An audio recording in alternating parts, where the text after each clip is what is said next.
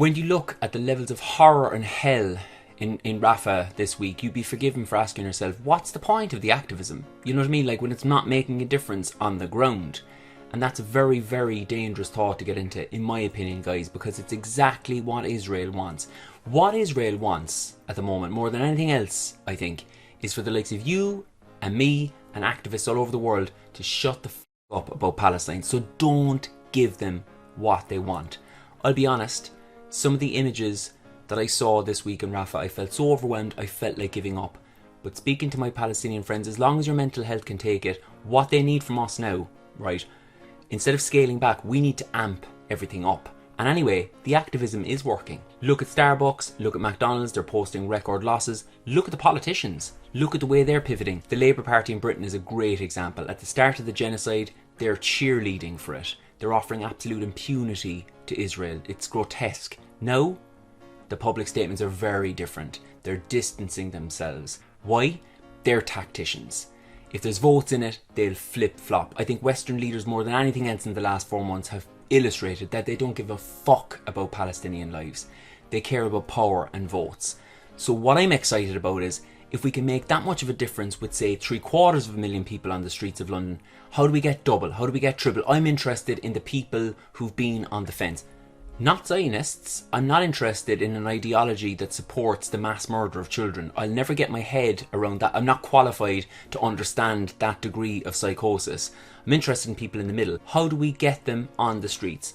There are people in the middle, I would imagine, who have been fed the propaganda from the Zionist side. You know, to those people I'd say, turn off your local news, turn off CNN, turn off BBC just for an hour, just for a few minutes, and turn on Al Jazeera. Ask yourself, when you look at the other side, have you been lied to? Is there more to it? There's remedies for everyone in the middle, in my opinion.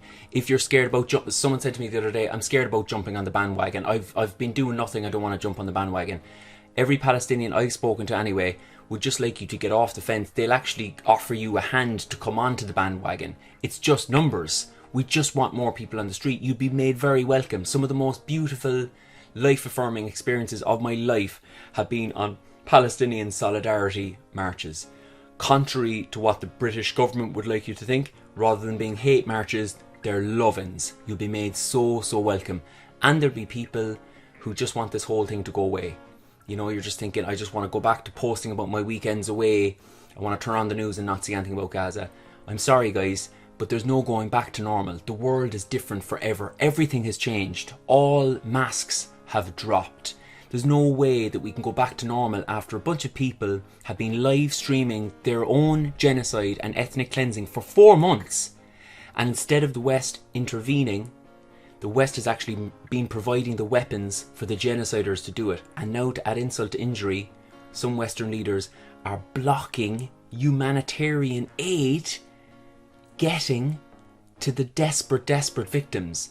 So join us on the streets, because we can make a difference. Let's see 3 times the numbers, because if we get the numbers to just completely explode, you can be part of a movement that saves lives and brings these fucking bastards to justice. A friend of mine, Omar from Gaza, said, you know, tell the West if you get a chance, even if they don't care about us, it could be them next.